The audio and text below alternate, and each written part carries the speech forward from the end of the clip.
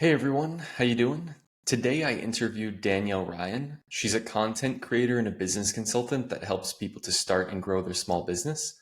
Some of the things we talked about include transitioning from a business owner to a full-time content creator, the best ways to monetize your online content, and how to network with other content creators. So let's get to it. Hey Danielle, what's going on? Hey, thanks so much for having me. Super excited to be here and chat today. Yeah, thanks for joining. Really appreciate it. So, what got you into the industry? You're a consultant and you have a course. You had like a yoga studio and things like that, and that brought you into being like a YouTuber and content creator and consultant and helping people with businesses, right? Yeah, so my story's kind of long-winded, but I'll try to sum it up as best I can. But basically, I've always had this sort of like affinity with the internet. I'm of the age where like I grew up as the internet sort of evolved, so it was like this new exciting thing. And I feel like I've always been interested in, recording silly little videos in my mom's basement kind of thing when I was a kid. So as I got older, I followed the typical path. You go to school, you get a job. I worked in government for a little bit in my early 20s.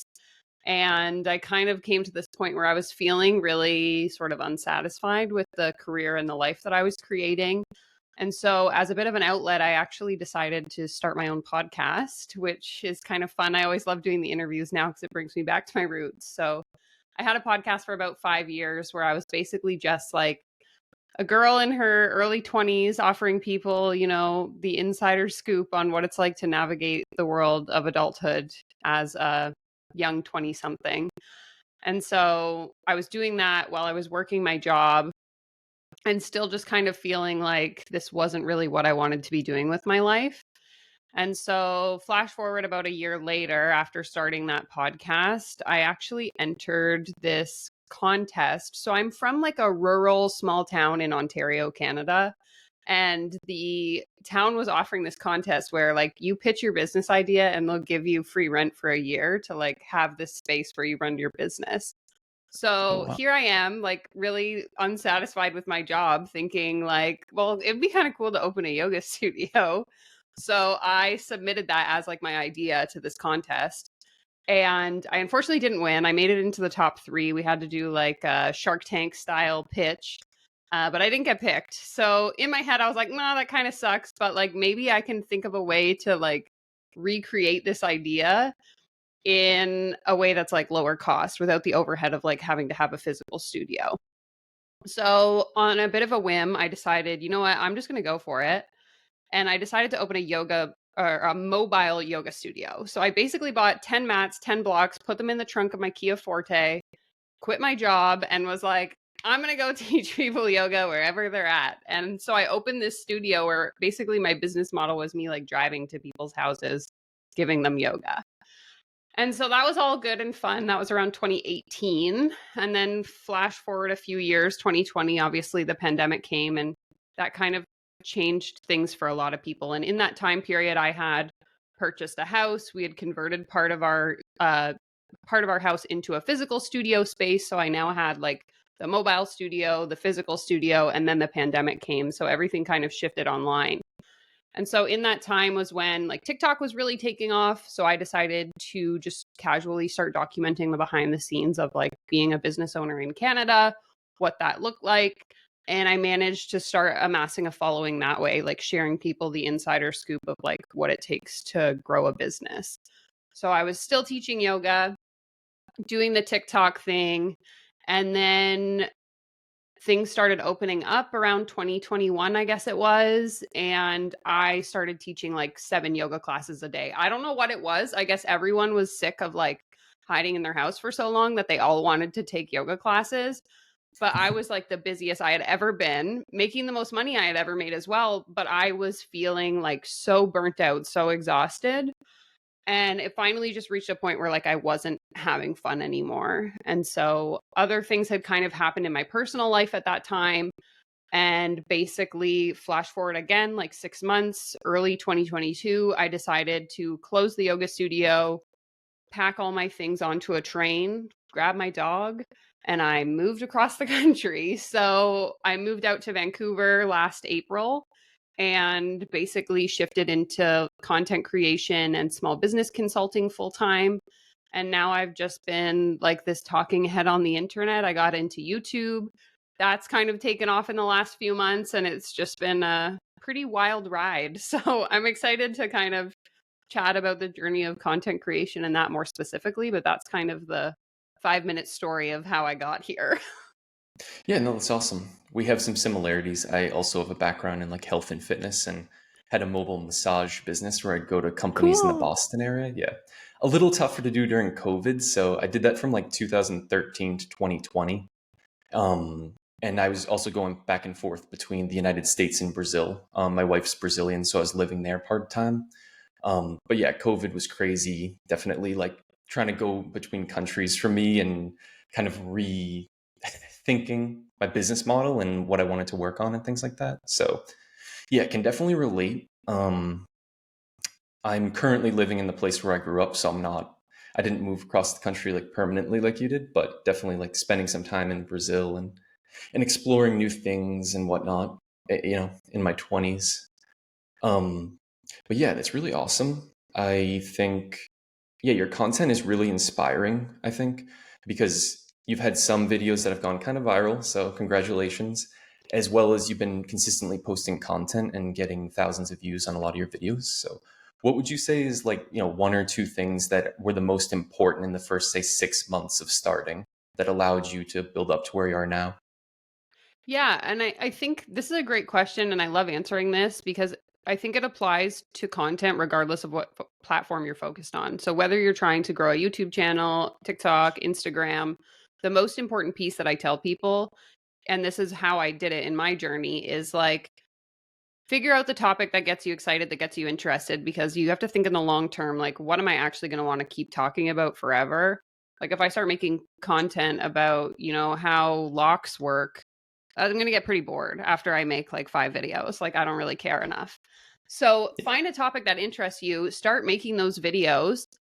Think of like different ways that you could approach the same subject. So, for me, it was small business. And so, I'm talking about, the fundamentals of building the business, but then I'm also talking about like marketing the business. I'm talking about social media for the business.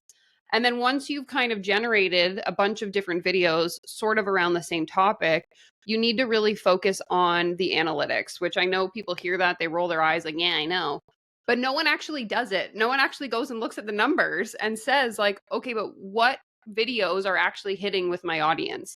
And I say this ironically enough, if you look at my YouTube channel, my most viewed videos are videos about like how to grow on YouTube. And yet I don't make a ton of videos about that topic. But that's just because, like, for personal reasons, again, coming back to this idea of like what gets you excited, I don't want to have a channel where all I do is talk about how to grow on YouTube. It's too circular, in my opinion. Um, so it's mostly like, okay, what topics are of interest? What topics are my audience, the algorithm, actually interested in? And then really just doubling down on the concepts that are working. So for me, that's how I fell into this niche now where I make videos talking about like scams on the internet. I was making all these business videos, and then I thought, you know what? I'm going to share the story about the time that I hired a business coach who basically stole my money and taught me nothing, and see how it does. And at that point in time, that video outperformed any other video that I had been creating. So it was like, to me, that's a sign that this is something that people are actually interested in, and maybe I should talk about it more. And then that's kind of how I snowballed into that specific area of content. So if you're starting out, it's really like posting videos as an experiment, not being afraid to try different things, and then really just doubling down on whatever sticks. So, as opposed to some people who say start a very specific niche from the beginning, you're saying start a little bit wider than that. Maybe try like 5 or 7 different things around one topic. And then if one or two of those things start working, then you can niche down after.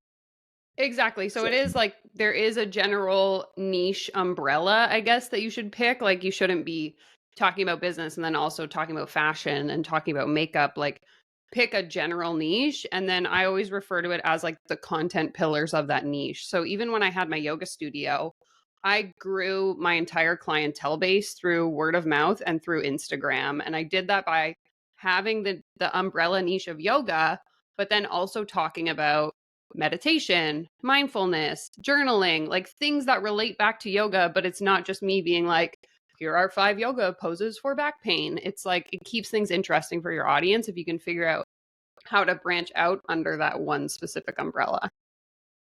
Okay. Yeah, definitely makes sense.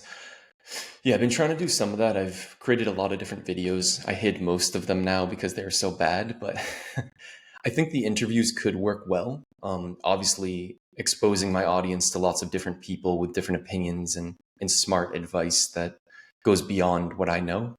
Um, and it's just interesting talking with other people and things like that. So as you mentioned, you have to pick something you enjoy that's sustainable, and interviewing different people obviously brings variety in there and will keep me motivated. Definitely. And there's always so Um, much to learn. I think like another big piece of advice that I tell people is, and this is something that I even personally do to this day, specifically with YouTube, but it's like if I want to learn how to edit my videos better or like have better content, I take my inspiration from people who are in completely different industries. Because I think too often what happens is we consume a lot of the same content that we're creating, and you can kind of end up in like this echo chamber. So for me, I've found it really helpful to like watch people in the tech space or watch people in, I don't know, like lifestyle and see just like how do they edit their videos? What is their intro like that kind of thing. And learning from people that aren't doing the same thing I'm doing and finding things that like I can mirror in my own content. yeah, I think that's good. It helps you stand out. And I think there's a lot of people out there that they have a certain style and maybe their success isn't because of that style. So you're copying the wrong thing or something along those lines. Or there's an audience of people who could be interested in a certain subject, but they don't like how it's being done. So there's like everyone copies the most successful person. And then all of a sudden you can obviously find like a niche within a niche because you're presenting things maybe in a more informal format, whereas everyone's like chopping up their videos to the point where they're 3 minutes long and it's one word cut, one word cut, one word cut. I've noticed it's kind of excessive in how some people do that. Whereas maybe a conversational approach, I've noticed some of your live streams are like 1 or 2 hours long. So they're very in Hmm. depth. You're responding to people and things like that. Um, some of the other like like business consultants and things like that might do just like shorter things, like less information, less in depth, less building a strong relationship with your audience. I've noticed that the people I've been watching, like social media, I mean, YouTube was probably the first thing that I got into in 2005, shortly after it came out. So just watching that evolve over time, it seems like the people who could develop a deep connection with their audience were the ones who were able to sustain for more than 10 years. Whereas the other people, it was kind of like hit or miss. Like maybe their content was hot for like a year or two and then it's not. And they were getting like 200,000 views per video and now they're getting only like a few thousand, because they didn't really develop a connection with the audience. So it seems like that's the most important thing for long-term success. Obviously, clickbait titles and things like that can kind of get you a few views in the short run. But what do you think about the balancing, like having content that's short enough and keeps people's attention with the longer content that can build a long-term deep relationship?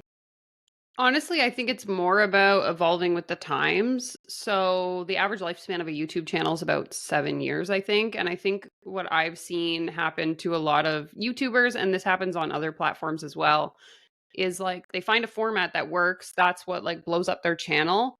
And then they just keep reproducing that same format over and over again. So whether that is a long form video, whether it's a video where they literally just stare at the camera and it's just them talking for 30 minutes straight, or it's like what you were talking about with like the jump cuts and all of that, like really interesting editing.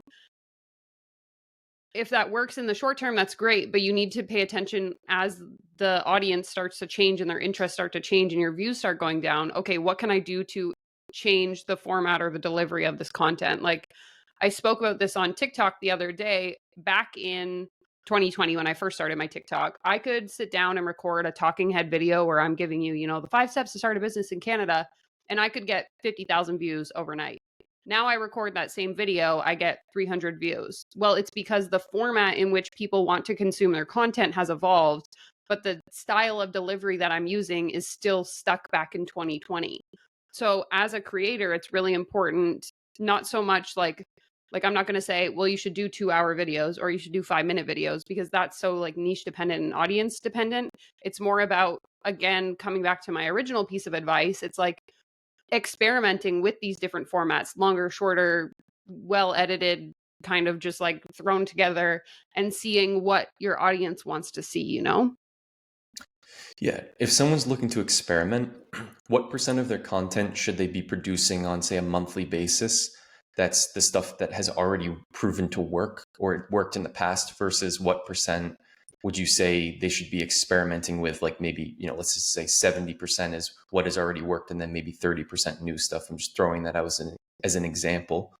Do you have any like specific recommendations on that based on what's worked for you? I don't really have like a specific percentage. Again, it really just comes down to watching those numbers. So I make a style of video, it does well. Okay, I duplicate that. It continues to do well. Once those numbers start to go down is when it's like, okay, maybe now's the time for me to try something different. Does that make sense? Yeah, for sure. Yeah, just kind of changing pace a little bit. From a personal perspective, was there anything you needed to overcome in order to start the channel? Like a lot of people are frozen by anxiety or judgment or things like that. Was that something you had to overcome, or were there other logistical things? I think for me, because I've been creating videos in some format for like well over a decade, I personally wasn't someone that was like, "Oh, well, like the editing seems so overwhelming." That's a comment I get quite often is like the reason why people haven't started. Right. Um, but honestly, it's like any of those challenges that you're facing, whether it's, fear of talking to the camera, feeling like you don't know what you're talking about, not knowing how to edit your videos, the only way you're going to overcome that is by showing up and creating the videos. Like it's all through repetition. It's the same if you want to, start a TikTok, start making Instagram reels, any of that. It's like it gets easier the more that you show up and do it. Like if you go back and watch my videos from last July when I first started, I actually had one of my channel members comment this the other day. They're like, Danielle, like the way you talk is so different. You seem so uncomfortable in front of the camera. Like there's so many things that evolve the more you start to create content and the more you become more comfortable with it. And like, even if you go back to my live videos or live videos I do now, half the time I'm figuring out how the technology works while I'm doing the live stream. Like, it's not about having everything in place and then getting started. It's kind of just like, learning as you're going. So just being willing to start. And I mean, like to this day, I still script every single one of my videos, like down to the word. So don't be afraid to utilize tools that you need in order to make it easier for you.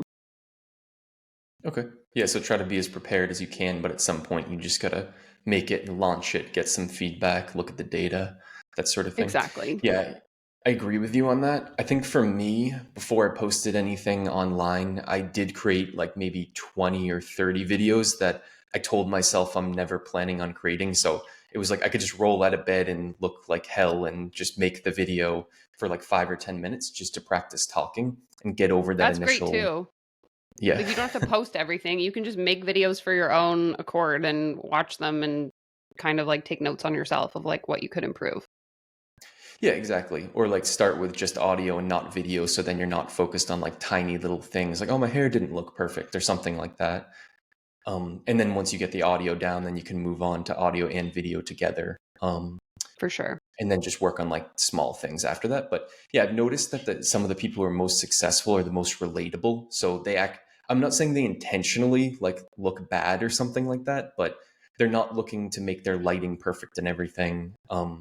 That's definitely a strategy that can work well. It just depends on like what niche you're in, I guess, and what the audience is. But it seems like, especially because there's a lot of young people who during COVID and before that, as well as now, felt kind of socially isolated. They're almost making friends through the internet.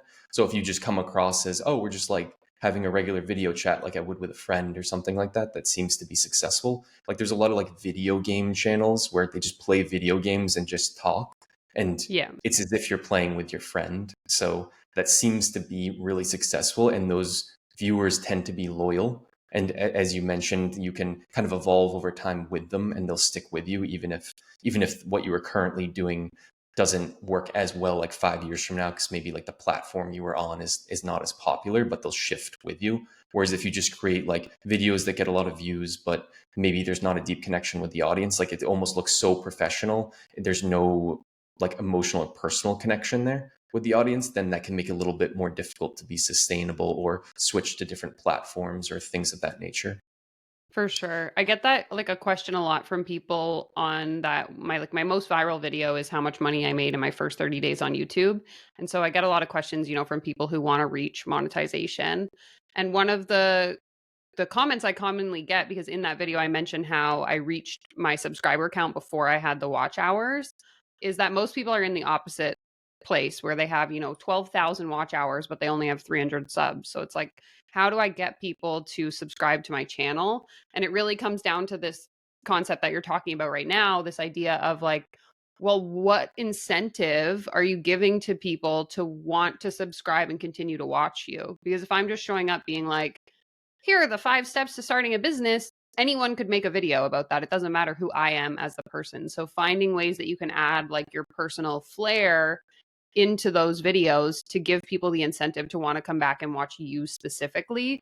And that's why I think live video is a good way to build that community, because like we talked about in the beginning, it gives you that opportunity to really, like reply to people's questions in real time and make them feel like you're having this back and forth conversation while you're just kind of talking about whatever. Yeah, exactly. At what point did you do your first live stream? Like, I'm guessing you built up an audience just by posting typical videos for like 10 minutes or something around that. And then how like many months in or how many subscribers did you have before you started doing live?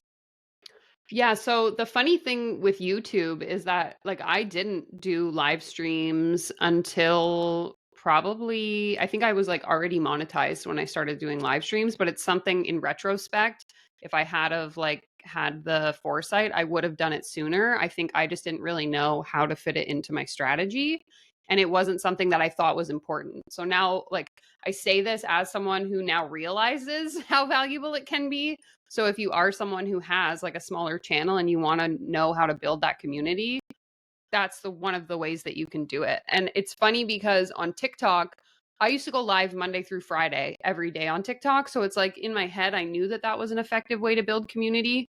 But for some reason, across platforms, I never like translated it in my head. So um, I think I don't know if I was just afraid like no one would show up. I don't know, but it's something that I wish I had have used earlier in my strategy, and now obviously it's like a very consistent thing that I do. I go live every week, but um it really just depends on I guess what your focus and intention is.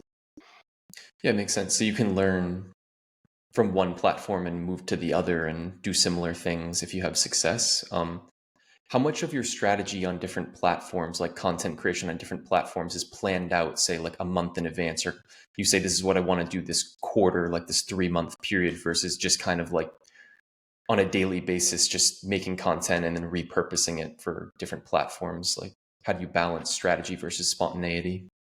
For sure. So mostly I try not to actually plan. Well, with YouTube, I'll plan like a month in advance. Most of the other platforms I just do week to week because so much changes in that time period that it's really hard, especially with apps like TikTok and Instagram. It comes back to this idea of like the formats changing and what people are interested in are changing, trends change so quickly that in my opinion it's not really effective to have this like 4 month or 3 month plan, because by the time it gets to the end of December, like the whole landscape's going to have changed. Now, obviously, if you're trying to like sell products and stuff, the approach becomes a little bit different because you have to have that intentionality to lead up to whatever it is you're selling. But um, I really think it's mostly just like, okay, what would be fun to talk about? Okay, and then I just map it out on my content calendar and kind of figure it out week to week. Like usually on Friday, I'll sit down and plan out the following week. But I know some people prefer to do further in advance, but it really just depends on your schedule, I guess, and what you have time to manage. Okay, that's good. And if someone is starting to build a subscriber base and an audience, but has yet to monetize beyond just ads, what would you say would be the first couple of things that they could do to monetize their channel? For sure. So again, depending on the niche, there's always the opportunity for like digital products. So I've been selling digital products since I had my yoga studio. I used to sell like a 10-page ebook that taught people, the different yoga poses and meditations that would go with that. Um, Obviously now with TikTok. I sell an online course that teaches people, the start and finish of building a business in Canada. I have like a Instagram planner that I sell for like $10. Small little digital products that you could put together, whether they're PDFs or video courses or whatever. Those are always a great option as something that you can sell before you've been able to like officially monetize on the platform. And then obviously, maybe not so much with YouTube because brands don't tend to work with like smaller YouTubers. But I remember I signed my first brand deal that was over $1,000 when I only had like 20,000 followers on TikTok. So you don't need like a massive following in order to find brand deals. That being said, a lot of that is like inbound. I don't think I've ever successfully reached out to a brand and then signed a brand deal. All the brand deals I've done have come to me. And the way that they've been able to do that is, again, coming back to my original statement, being like hyper specific in the niche that you talk about. Like if you go through my TikTok content, pretty much 99% of my videos have the hashtag Canadian small business. And I'm talking about small businesses in Canada. So if I'm a brand, like a phone company or an accounting software, I'm going to be searching Canadian small business and I'm going to be finding those creators that are talking about that, right? So being specific and intentional in the content that you're creating and repeating yourself over and over again. Ultimately, at the end of the day, I answer the same 5 questions every week. So, Gotcha. So it seems like because you have a very niche audience, it may limit the number of followers that you have to some extent versus just creating, whatever entertaining content that anyone in the world could watch. But at the same time, the advertisers value, 3,000 views and all 3,000 people are looking to get, buy the same sorts of products or something along those lines could be more valuable to the advertiser than someone who has 10 times as many views on a video, but it's just a scattered group of people and there's no way to target them with a service or a product very well. Does that exactly. seem So it really just depends, again, like what content you're interested in making. So that's why with like my YouTube content, it's a little bit less specific because it was like, in my mind, I have my TikTok audience, which is very hyper specific to Canadians. And then I can use the other platforms to kind of reach like a broader, more general audience in hopes that eventually I'll be able to grow beyond the limitations of my like Canadian small business content. okay? Cool, makes sense. So how do Mm-hmm. you like balance potentially integrating other people that add a new dynamic to your channel and could bring in viewers with wanting to keep your private life separate from your social media persona or presence? Yeah, I always find this topic very interesting and it's something that I still like haven't quite figured out. I think that there's certain aspects of your life that you can share to like, again, like we were speaking to earlier, create that sense of relatability and like I'm a person just like you. I have a dog. Here is my dog. He's so cute.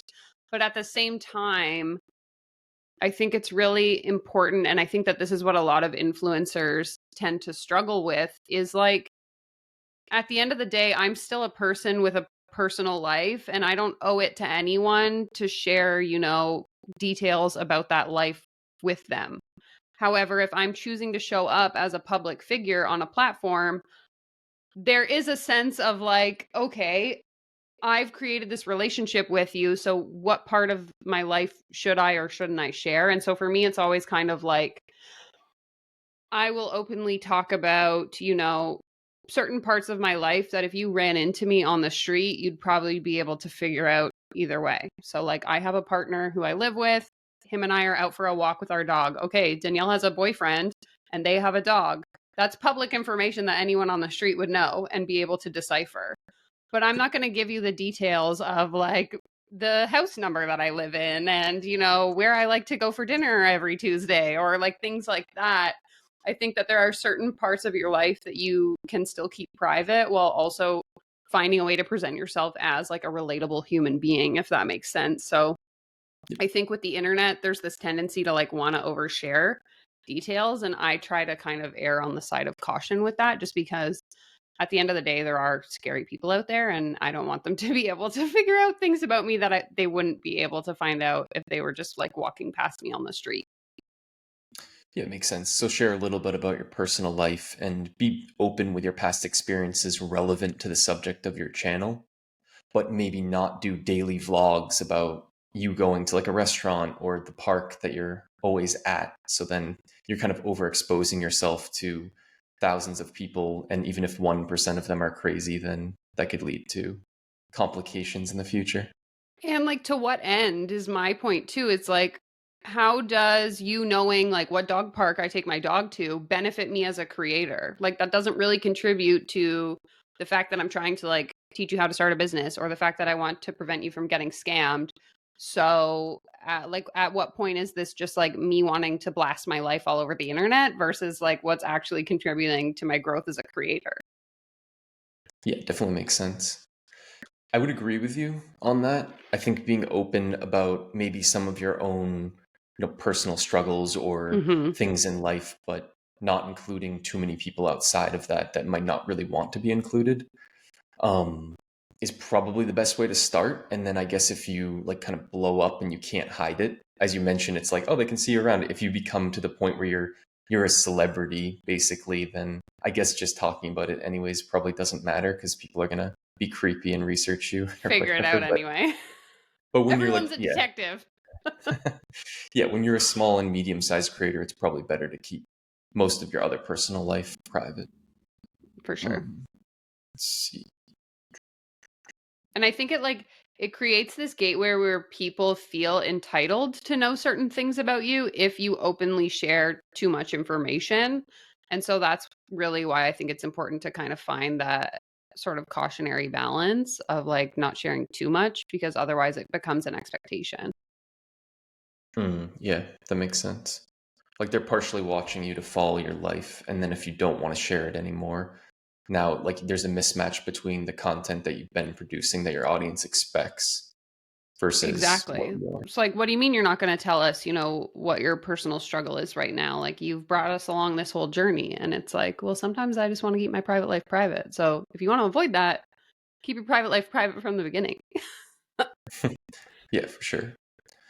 Are there any like struggles with where you move to now in terms of like producing the content compared to where you were living beforehand?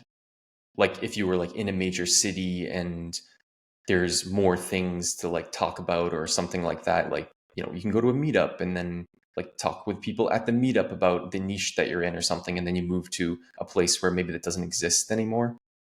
So I Like if you had actually any think cultural for me, differences. it's the opposite. So I was from like rural small town Ontario. Like I was like a 2 hour drive from Toronto. So there was like no one. I had one other friend who owned a business and we would network together and like share ideas, but that was it. And so for me, moving now to like one of Canada's largest cities, it's been really great to finally have a network of other content creators and people who are in the space that I'm able to ask questions to and get feedback from. And I honestly think that I can attribute a lot of my growth to the fact that I did that I moved and that I created this network and I've been exposed to all these people doing cool things that I want to be doing, has been like super paramount in my ability to understand how to analyze content, what works, what doesn't work, how to learn different editing techniques, learn how to talk to brands, get like better brand deals, that kind of thing, negotiations. All of that has been learned through like moving here and meeting those people and establishing those connections. And I think that this kind of ties into something that I share quite openly, again, coming back to like personal life and whatever, is like I'm a hermit in my house 99% of the time. I'm pretty introverted. I have a lot of social anxiety when it comes to like meeting new people and that kind of thing. And so it's always really out of my comfort zone to put myself in those situations where I am like networking with people, making new friends, that kind of stuff. But I think that I've seen the most growth as an individual, but as a creator as well, through being willing to, find those networking events, put myself in those uncomfortable situations and make those connections. And I can say pretty confidently that like some of my closest friends now living here in Vancouver have been made through doing that. So not being afraid to kind of step outside your comfort zone, I guess, and meet new people. And sometimes it's as simple as like going on Google and searching, small business owners in whatever city you live in or content creators in wherever I am and finding those events for those people. That's great. Have you been able to create content with any of them, either where you're both in the video and you can kind of cross promote each other, or just simply like you're filming at the same time, like maybe using their equipment or something because they have special audio equipment that you need? Yeah, we've done like a few funny, like trending TikToks and stuff, but we're definitely, me and a few friends are in talks right now of setting up like an interview series where we like sit down and chat with each other and talk about life as a content creator and things like that. So we haven't uh, taken the action to actually do it yet, but it is something that's in the conversational works anyway. Yeah, I think that would be really fun. Do you know any other groups of content creators that have done something similar that you could use as a model? So funny enough, there's actually so this isn't me, but this is like people that I've met through the network. There's a group of creators here in Vancouver that are working to build this like Vancouver-based creator studio. So I don't know if you're familiar with Casey Neistat. Yeah, Obviously, he's like a pretty big well, YouTuber, yeah. So he yeah, I've has watched this some. studio in New York that's for like content creators based in New York. And so basically they're trying to like mirror that same sort of situation but here in Vancouver. So having like a dedicated studio space that you can go in, you can rent out rooms, you can connect with other creators and just have a space to be able to work around other people that are doing similar things. So um again, I'm not really involved in the like running of that, but I've definitely gone and it's been a good opportunity to be able to meet people and stuff like that. So it'll be interesting to see how that evolves over the coming like months and years. Nice. Yeah, I've never been in one of the content creator studios like that, but there's a place near me called the Mass Challenged. It's a group of like startup small companies, as Cool. well as like in Sao Paulo, Brazil, called Kubo. It's kind of like an incubator, startup accelerator type of thing, but it's not Same idea. necessarily. Yeah, yeah. It's not necessarily everyone needs like big investors. It's just you rent a small space, but you're surrounded by other people. Yeah, I think that can work really well. I think sharing with other people, cross promoting each other, so then you can grow your audience that way could be really important for people. But if you're starting out or you're not good at a certain aspect of content creation, then I imagine learning from other people or maybe borrowing their expensive equipment or something like that could be helpful. Well, and even I have creator friends that I've met through YouTube who are based in the States, and we'll set up like monthly calls where we just go through and like critique each other's content and give each other pointers and that kind of thing. So even like building connections that way with people who are willing to like share feedback openly has been really important. And you found those people when you moved to Vancouver, or you just randomly like sent a direct message to content creators that you thought were good and you wanted to build a relationship with? Yeah, it was just like we met through YouTube, through like talking, being in similar niches, talking about similar content, and then connecting through Instagram, um, and like going live together and just kind of like building friendships through the internet. Okay, nice. Which is why I think like if you live in a rural place where you're thinking like, okay, like I'm not close to a city, there's not a lot of people doing what I'm doing, the internet is always available. So Yeah, for sure. And it might be you need to take initiative then. You can't just go to some meetup group that someone else organized, but you need to maybe find five people and send a direct message. Maybe yeah, saying you're putting together a formal group as opposed to just singling out one person. Say, hey, I'm trying to set up a group here and there's a few other people interested. If I could get, a minimum of three other content creators interested, then would you be interested too? Or something like that could work, I think.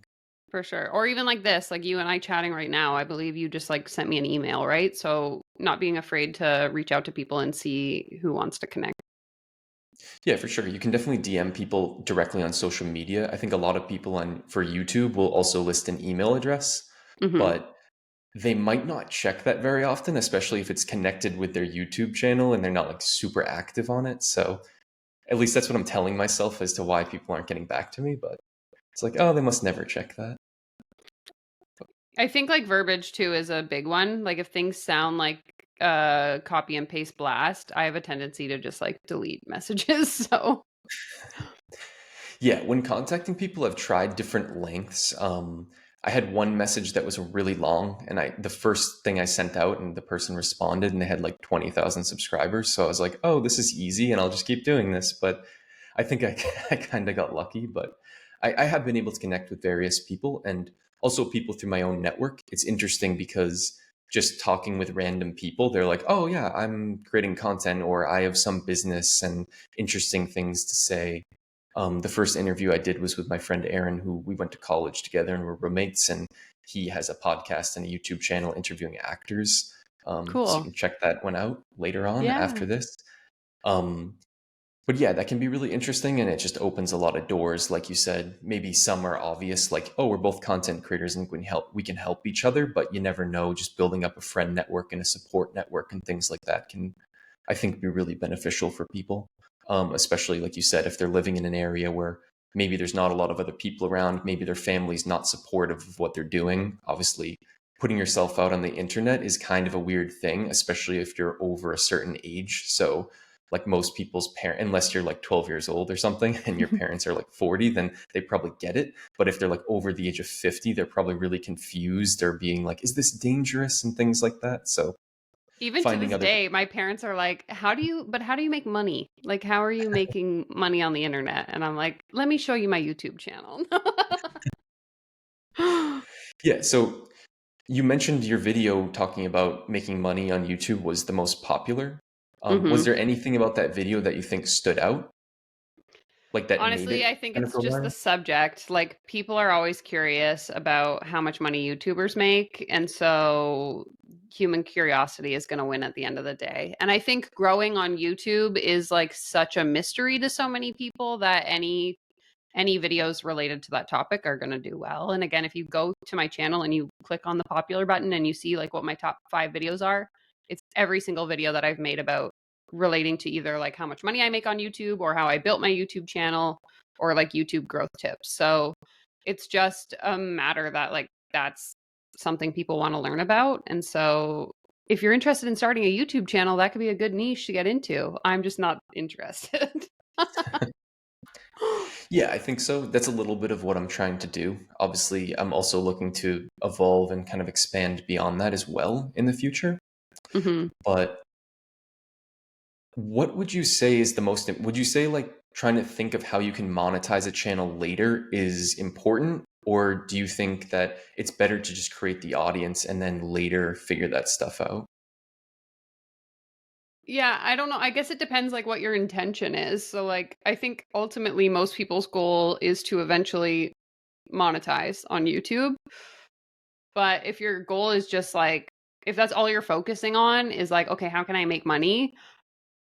I think that there's a risk that your content comes off as like ingenuine almost. Like to me it's more important again coming back to the fundamentals of like what do you actually enjoy talking about? What can you see yourself talking about over and over again? Because the reality is for most people monetizing a YouTube channel is going to take quite some time. And so if that's your prime sense of or source of motivation, you're going to burn out pretty quickly, I think, because you're not going to see the return that you're hoping for. At least in my experience and like from other people that I've spoken to, you really need to appreciate the journey and have an intention bigger than that if you want it to be something sustainable in the long term.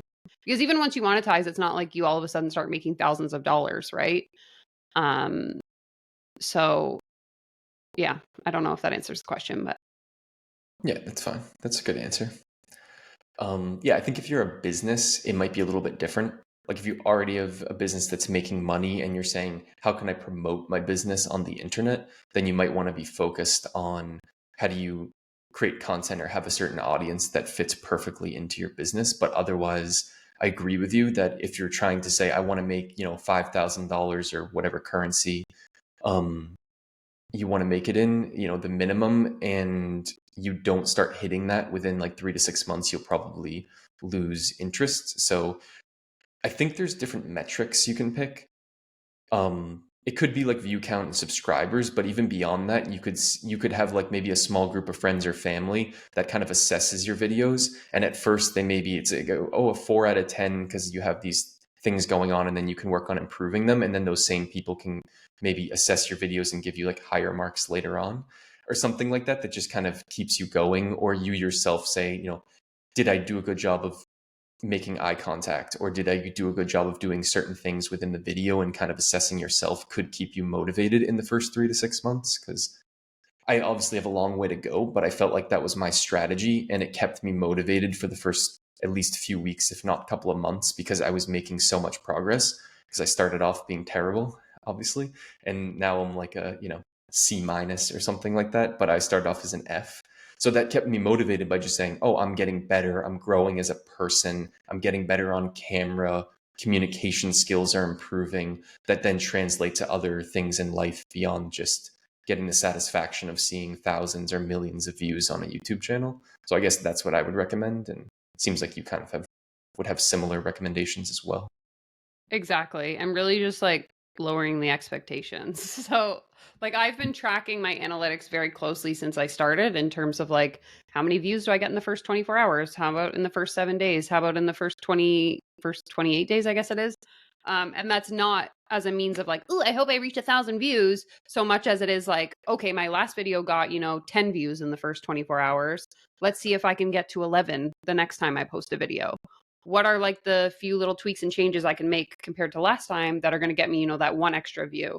And just kind of like focusing on incrementally growing versus like, I want my first video to hit 10,000 views. Like, tone it down, start small, and be willing to kind of like grow your goals from there. Like, obviously, it's good to have like a bigger picture of like, one day I want to hit, 20,000 subscribers. But how do I get to 20,000? Well, first I have to get my first 100 people, right? So kind of like breaking it down into smaller, more attainable steps, I think is also beneficial in helping to keep you motivated because Yeah, I it agree moves with the that. goalpost like closer to you. When analyzing metrics, have you noticed that like the first 3 to 6 hours that you post or 24 hours has like a strong correlation to how successful the video does overall? Or do you have some that pop off quick and then go down to basically zero, whereas others are more like flat and sustainable and like keep getting views months into the future, but might have not had that initial pop to it? Yeah, it's interesting because to this day, I still haven't figured it out. Like, some videos will have like the steepest curve and then they just completely flatline. And then I had a video I posted last week that underperformed. I think it came, so like with YouTube Studio, it'll tell you like what number it performed out of your last 10 uploads. And it was like number 7 or something. So it performed like 7th out of my last 10 uploads. Then I checked it yesterday and it's at like number 2 out of 10. So, and if you look at the graph, it literally like was way under and then just like shot up. And it's the same with that video that went viral for me. It didn't pop off until a month after I had uploaded it. And I didn't change the title, I didn't change the thumbnail. So, like, I don't know if people just happen to be searching that phrase on that particular day in May, but I have yet to figure out, what the secret is, because just when I think I've figured it out, the opposite happens of what I expect. So, Yeah, they could be YouTube or whatever platform you're using could be continuously experimenting with the algorithm. So they mhm. might change it like every 3 months, but they also might be like, oh, on this Tuesday, we'll just randomly try set it to be a little bit different to see if we can get a group that's not currently engaged on the platform to be more engaged or something like that. Yeah, it's a little bit of a mystery, I would say. I think they want it to be a mystery. Like none of Yeah. these platforms want you to know how the algorithm works. But my initial instinct would be if you make a video that's specific to your subscribers, then it probably would do better in the initial like day or two and then peter off. Whereas if it's something that's more general, maybe outside the subscribers that fits to a more general audience, then it might not take off at first because your subscribers aren't as engaged with it. But then there's a much bigger audience it could eventually reach. So yeah, also, I think with just looking back and listening to other people, sometimes someone shares it and you don't know it. So they might have like put it on a website or just like talked about it or like mentioned it. And if you can get that initial, like you can go from like 500 people watching it to a few thousand, especially if they come from an outside source. Like a lot of the platforms will reward that significantly. So I do wonder if maybe that happened with one of your videos where someone else talked Yeah. about it or something. Yeah, like I've heard of people hitting like the Reddit homepage, for example, and then their video suddenly they were getting 500 views and now they have 500,000. So it's like anything is possible. Yeah. Yeah, that's what we all hope for. Some famous person shares it and has millions of people. Elon Musk Yeah. shares it on Twitter, and then you'll probably get a few views from that. Mhm. But what about so the ways you've monetized the channel, your YouTube channel or other content would be like ads, live streams, getting some subscriptions, right? But then you also have your business outside of there where you're teaching people how to start a business in Canada or other places and do online marketing. How do you make that transition into doing those things? And do you have any advice for other people generally about trying to make money off of the actual like social media platforms and YouTube? Yeah, so I guess speaking to like the digital products, for example, those came to fruition after basically just having to field the same questions 500 times. And I was like, there has to be a more efficient way to put this information together. And so it was really kind of self serving in that I wanted to save my own time. Having to, feel like I have to answer these people all the time was like, I will take everything I know, put it into an online course, a PDF, whatever. And then people can just buy the answers and my course is like $27. Like it's not outrageous. So keeping it accessible to people who want that information, but also doing it as a way of like preserving my own well-being. And that was kind of how that got started. In terms of the consulting that I do, that came very organically from like people literally reaching out to me being like, can I pay you for an hour of your time to show me how to do XYZ? And so it all like it's hard to say like, oh, you want to monetize, like just follow steps ABC, because every business and opportunity as a content creator is so different. But it's really just a matter of like listening to your audience and giving them the things that they're asking you for. And so for me, again, that was creating this digital course, offering consulting, and just kind of like going from there. I know that's not totally helpful, but No, that's good. I think And too often people on the internet are sold like, well, I did these 5 steps and now if you do it too, you're going to have the same level of success. And I can't honestly say that to anyone. So it's really just like showing up, creating content, seeing what sticks. And then once people start to want more from you, that's when you can offer it to them. nice.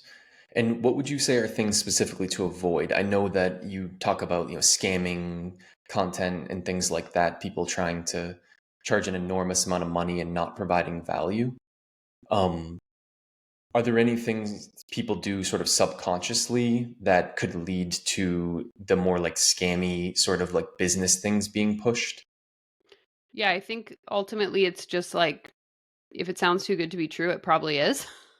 And basically, what I just said, like if someone's telling you that they have, the 5 secrets that are going to guarantee your success, be reasonable in understanding that like their success isn't like you're not going to be exactly able to replicate their success. Like I say this to everyone, even if someone in the small town that I used to live in wanted to start a mobile yoga studio, I could give them every single exact thing that I did and tell them like this is what I did to be successful. But at the end of the day, I can't guarantee that they're going to get the same results because they're different than I am. The market is different. It's been, 5, 6 years since I did that. It's like there's so many factors that go into building a YouTube channel, building an Instagram, building a TikTok, that even if I were to give you exactly what I did, at the end of the day, there's no way to promise that that's going to be the outcome. And so anyone who's trying to sell you on the idea that there is some sort of guaranteed formula, I would just be wary of whether or not that's actually the truth. Is there anything else you want to talk about or like say to the audience? I don't really think so. I mean, I share pretty much lots of free information on TikTok, Instagram, YouTube. If you want to follow me, it's Danielle Ryan. And then obviously, as we've mentioned, I have a few paid offers, but I'm never one to like pressure people into a sale. So buy my stuff if you want to, or don't if you don't. I don't care either way. But if you want to come and support me and subscribe to my channel, I would appreciate it. Okay, perfect. Well, thanks for coming on. It was awesome to have you as a guest and talk again soon.